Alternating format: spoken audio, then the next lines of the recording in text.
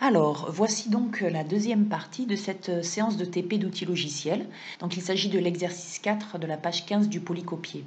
Donc, nous allons étudier un système du second ordre ainsi que son coefficient d'amortissement. Alors, on a un système physique caractérisé par l'équation différentielle suivante. Alors, ce système physique, ce n'est pas forcément un circuit électrique. Ça peut être aussi mécanique. En fait, toute équation physique... voilà, tout système physique caractérisé par une équation différentielle. Donc ici, par exemple, ça peut être les amortisseurs d'une voiture. Alors, je vais vous expliquer ça par la suite. Donc, première question, déterminer la fonction de transfert de ce système, que l'on notera grand H de P, lambda, puisque vous avez remarqué qu'il y a ici un coefficient lambda qu'on appelle le coefficient d'amortissement. Vous allez comprendre pourquoi par la suite. Et question B, on va donner à oméga 0 la valeur de 0,1 Hz. Et avec un logiciel de calcul formel, nous allons déterminer la réponse au signal d'entrée qui est 10 fois échelon unité ou 10 fois fonction de Heaviside. Vous vous rappelez que 10 est la notation abusive. On notera petit s de t, lambda, donc la réponse à cette entrée. On vous demande ensuite de tracer dans un même repère les courbes représentant cette sortie pour les valeurs de lambda de 0,2 jusqu'à 2. Alors, tout d'abord, une petite explication. Donc, vous avez votre équation différentielle du second ordre. Voilà pourquoi on parle de système du second ordre.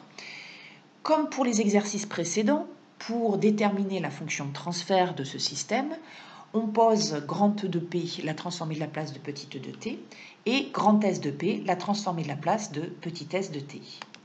Et puis maintenant, voilà le schéma, toujours le même, que je vous rappelle. Vous avez donc votre système physique ici, qui est caractérisé par l'équation différentielle qui relie le signal d'entrée au signal de sortie.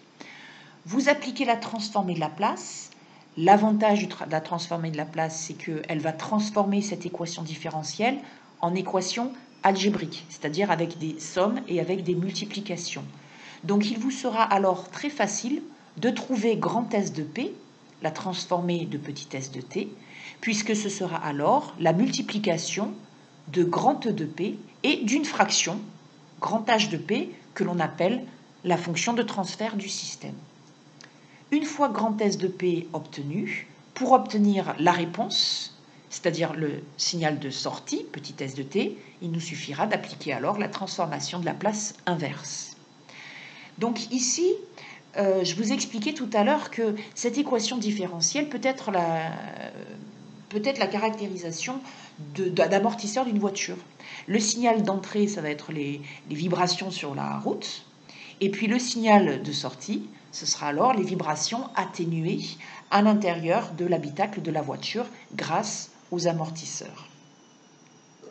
Alors maintenant, vous allez chercher la fonction de transfert de ce système. Pour cela, vous allez cliquer sur pause et puis, quand vous l'aurez trouvé, vous cliquerez sur play pour obtenir la solution.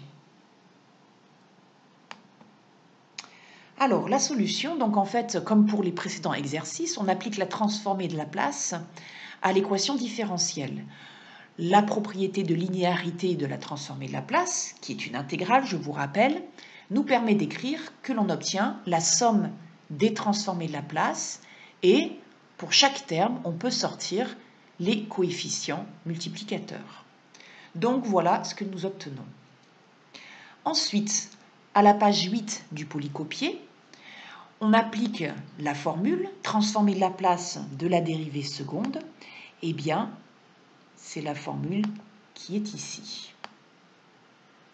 Voilà, ça c'est la transformée de la place de la dérivée seconde et vous la retrouvez dans le polycopier. Ensuite, la transformée de la place de la dérivée.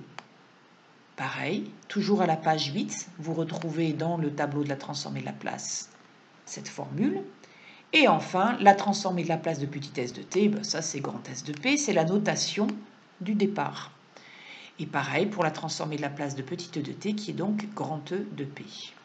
Alors, une fois cette nouvelle équation écrite, les conditions initiales sont nulles. En général, le système est toujours initialement au repos, ce qui veut dire à l'instant t égale à 0, rien ne se passe, donc les conditions initiales sont nulles.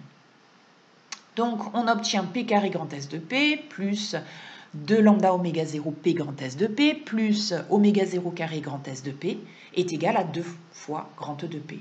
Donc vous voyez cette équation différentielle, enfin l'équation différentielle de départ, grâce à la transformation de Laplace, devient une équation algébrique, c'est-à-dire avec que des additions et des multiplications. Et donc il est facile de trouver grand S de p.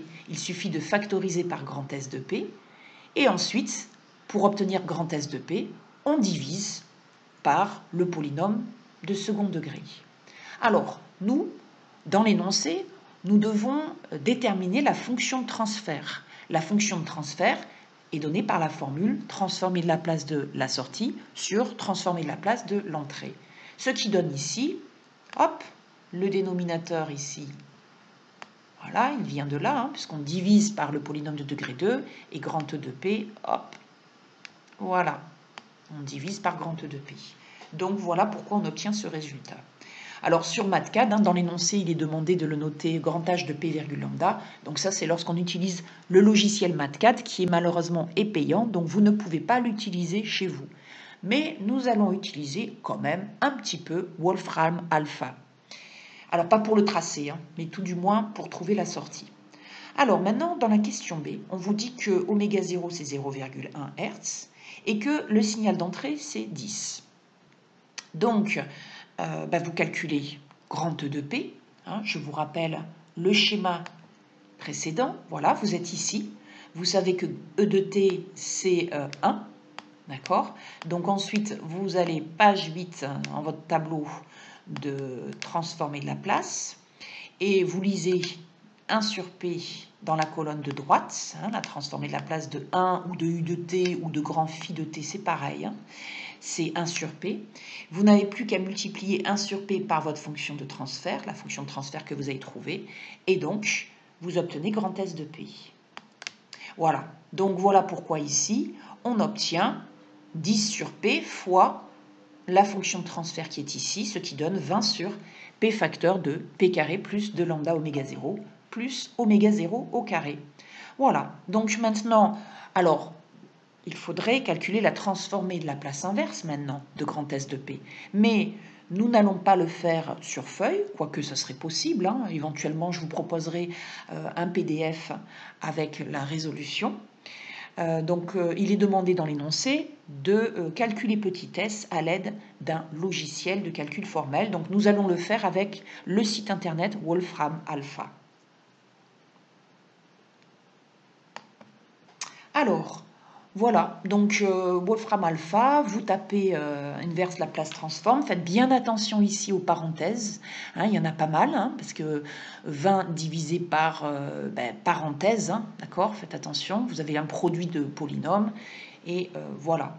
Donc je vous laisse mettre sur pause ici, travailler avec le site, et puis voilà ici ce que vous allez obtenir comme transformé de Laplace inverse. Vous vérifiez bien à ce niveau-là que vous ne vous êtes pas trompé, que vous obtenez bien la même formule que sur votre feuille, d'accord? Et puis après, voilà le résultat obtenu. Alors évidemment, c'est un peu indigeste. Alors, dans l'énoncé, maintenant, il est demandé de tracer petit s de t virgule lambda. Alors j'ai essayé de le faire avec le site Wolfram Alpha, mais là il demande des pépettes à perpète. Donc nous allons, enfin moi de mon côté, je l'ai fait avec MATCAD, comme ça vous pouvez au moins visualiser la représentation graphique de la sortie lorsque lambda prend les valeurs 0,2 jusqu'à 2. D'accord? Donc c'est l'objet de la diapositive suivante. Alors, voilà, donc vous retrouvez votre grand S de P virgule lambda, puisque sur MATCAD, il faut absolument écrire qu'il s'agit d'une fonction à deux variables, P et lambda, sinon il vous écrit le lambda en rouge. La sortie, donc là j'ai fait la place inverse en calcul symbolique, donc ça dépasse, là il y a la suite de la formule, mais je ne l'ai pas fait apparaître, puisque ce serait trop long, ça mange tout l'écran. Et donc la représentation graphique ici, avec lambda qui prend différentes valeurs. Donc, vous avez lambda égale à 0,2, 0,5, etc. Donc, vous pouvez ici, hop, remarquer, voilà, que quand lambda est égal à 0,2, nous avons la courbe de plus grande amplitude, d'accord? Et quand lambda est égal à 0,2, vous avez, voilà, la courbe ici en kaki qui est de plus petite amplitude. Donc en fait, ce qui se passe, c'est lorsque lambda, plus lambda est grand, et plus les vibrations sur la route sont amorties. Lambda, qui prend les valeurs de 0,2 jusqu'à 2, s'appelle le coefficient d'amortissement. Donc plus le coefficient d'amortissement est élevé, et plus les vibrations sont atténuées à l'intérieur de l'habitacle de la voiture. Voilà. Donc je vous laisse mettre sur pause, revenir éventuellement en arrière. Cette vidéo est terminée et nous allons passer à l'exercice suivant. Bon courage et à bientôt.